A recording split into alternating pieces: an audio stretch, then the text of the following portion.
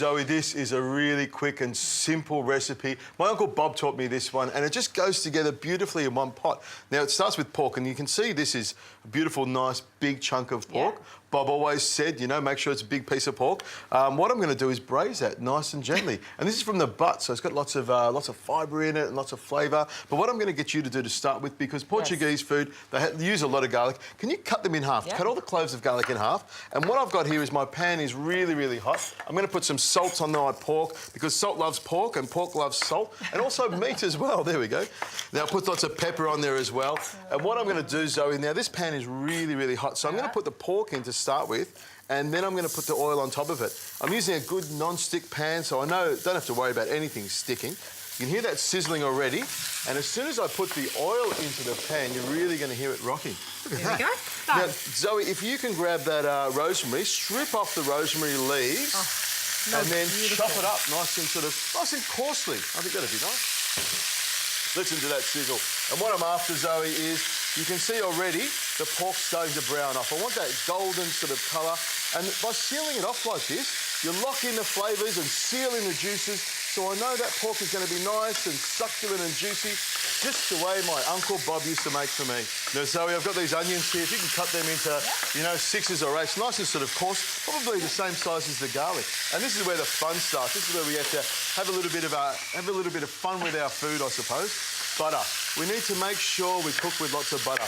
And that's what my Uncle Bob taught me, to put lots of butter into everything I cook. Is Uncle Bob still alive?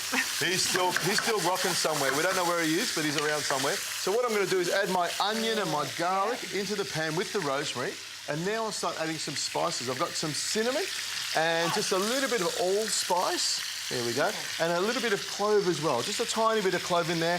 And I've also got some chilli, just a few little chilli flakes. Love the chilli. Add some chilli flakes in there. There we go. I'll put them all in there. About a teaspoon of each. Now, the potato, Zoe, what I want you to do is cut it into big chunks, because the potato is going to cook at the same time as the pork. So we want it nice and chunky like that. And what I'll do with my tongs is I'll just move it all around here. What I want is the butter to slowly sweat down and just soften up the onions and the garlic, and also get those spices moving around nice and gently. How's that look? No, I mean, it's interesting. I've never been to Portugal, but Portuguese food, it's such a mixture of different flavours. I mean, it's got so many different spices in there. I love the addition of the chilli, but they do use a lot of pork. And not only that, you'll find Portuguese food all over the world. Places like Goa in India, you'll find Portuguese food and Portuguese people, speaking people. There we go. I'll just give that a little stir around. You can see the onions and the garlic have softened up a little bit, which is what I want. And what I'll do now, Zoe, is grab the potatoes and just pop them in the middle of the pork. Nuzzle them in the pork. Snuggle them in the pork. But you can see they're cut about the same size as the pork. So I want them to cook at about the same size. Now I'm going to put some vinegar in here, some red wine vinegar, good little splash of that, probably 2-3 tablespoons. Some white wine goes in there as well, about half a cup of white wine goes in there. And of course, some chicken stock.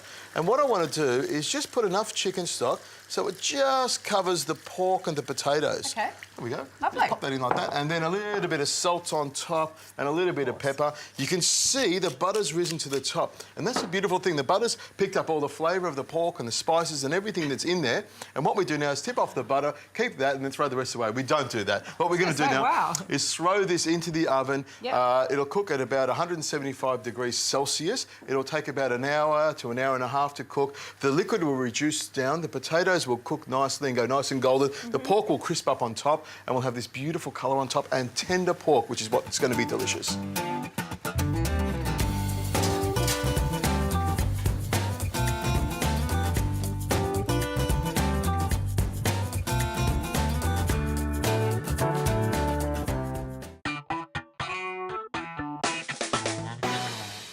Tell you what, it smells like Uncle Bob's house. There we go, without the cigar smell. There we go. A little bit of parsley on there. And you can see the pork's cooked nice and and gently. And it's crisped on top. I like that. Nice and crispy. You need to have crispy pork and crispy potatoes. Comes together beautifully. It's a real one-pot wonder, this dish, isn't it? This is a hearty dish. I mean, for me, I feel like this is more of a winter dish. But yeah, I'm interested to try it. There we go. Cut straight into there. And you can see the pork just falls apart. Make sure you're soaking in some of those juices there. You could just imagine eating this with a big, chunky loaf of bread as well. Oh, hot. Gorgeous. And the pork is delicious. It's really flavoursome. You know, Adrian, this is a very sort of comforting type dish, but yeah, I think your Uncle Bob would be very pleased with you. I think so.